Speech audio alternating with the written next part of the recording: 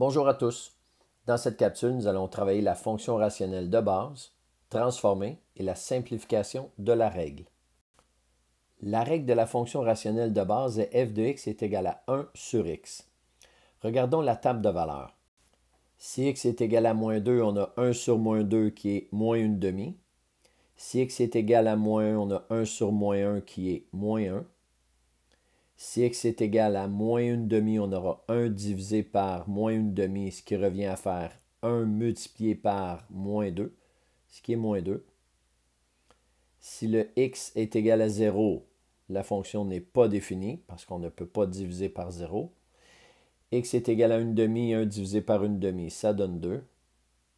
Si le x est égal à 1, on obtient y est égal à 1. Et si le x est égal à 2, on obtient y est égal à 1 demi.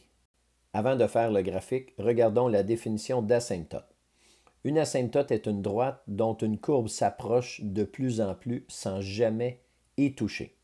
Donc, allons placer les différents couples que l'on a obtenus dans la table de valeurs dans le plan cartésien et regardons ce qui pourra être une asymptote. J'ai placé le couple moins 2, moins 1 demi juste ici, moins 1, moins 1 demi, moins 2. Le couple 1 demi, 2, 1, 1 et 2, 1 demi. Si on regarde les points qui sont là, on pourrait les relier ici par une courbe.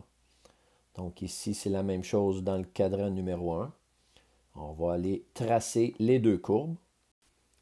On a donc ici une courbe dans le troisième cadran qui se rapproche de l'axe des x ici en haut à gauche et en bas à droite ici qui se rapproche de l'axe des y.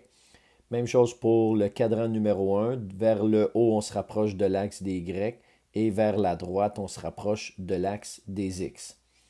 Donc ici, on va avoir une asymptote verticale sur l'axe des y et une asymptote horizontale sur l'axe des x.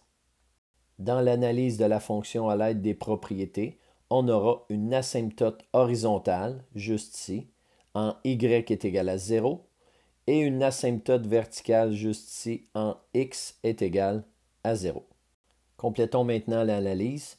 Le domaine de la fonction f, ça sera donc les réels sauf la valeur 0. L'image, ça va être aussi les réels sauf la valeur 0. Le maximum, c'est plus l'infini. Et le minimum, c'est moins l'infini. Quand est-ce que la fonction est croissante? La fonction n'est jamais croissante, donc ensemble vide. Quand est-ce qu'elle est décroissante? Sur son domaine, donc les réels sauf la valeur 0 puisqu'il y a une asymptote verticale. Cette fonction ne présente aucun 0 et aucune valeur initiale ou ordonnée à l'origine. Quand est-ce que la fonction est positive? La fonction est positive de 0 à plus l'infini. Et la fonction est négative de moins l'infini jusqu'à 0. Les valeurs 0 ne sont pas incluses dans l'intervalle. Donc ici, juste un petit rappel, la fonction possède une asymptote horizontale sur l'axe des x, d'équation y est égale à 0, et la fonction possède une asymptote verticale sur l'axe des y, d'équation x est égal à 0. Rappelons la définition que l'on a vue aujourd'hui et qui est nouvelle. Une asymptote est une droite dont une courbe s'approche de plus en plus sans jamais y toucher. Fonction rationnelle transformée. Il y a deux formes. La fonction rationnelle peut se transformer pour obtenir la forme canonique qui est f de x qui est égal à a sur b, parenthèse x moins h plus k. Ici, le rôle des paramètres a, b, h, k est le même que les autres modèles fonctionnels. On a aussi une deuxième forme qui est la forme générale. f de x est égal à ax plus b sur cx plus d, où les paramètres a, b, c, d n'ont pas de rôle dans le graphique comme la forme canonique. Forme canonique à trois paramètres. Pour retrouver la forme canonique avec seulement trois paramètres, a, h, k, on divise a par b. Dans l'exemple suivant, on a f de x qui est égal à 4 sur moins 5, parenthèse x moins 2, plus 2. Alors, ce qu'on va faire ici, c'est qu'on va faire 4 divisé par moins 5. On l'amène au numérateur, ça fait moins 4 cinquièmes. Au dénominateur, on aura x moins 2 et il ne faut pas oublier le plus 2. Moins 4 sur 5, c'est moins 0,8 sur x moins 2 plus 2. Et on retrouve ici la forme canonique à 3 paramètres.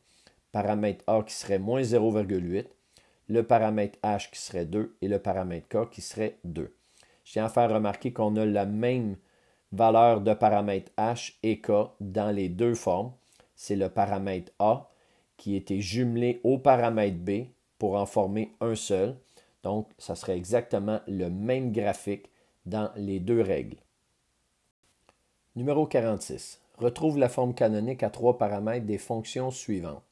En A, f de x est égal à moins 1 sur moins 4, parenthèse x plus 1, moins 7. On va commencer par diviser le moins 1 avec le moins 4 au numérateur. Moins 1 divisé par moins 4, ça donne un quart. On a au dénominateur x plus 1, moins 7.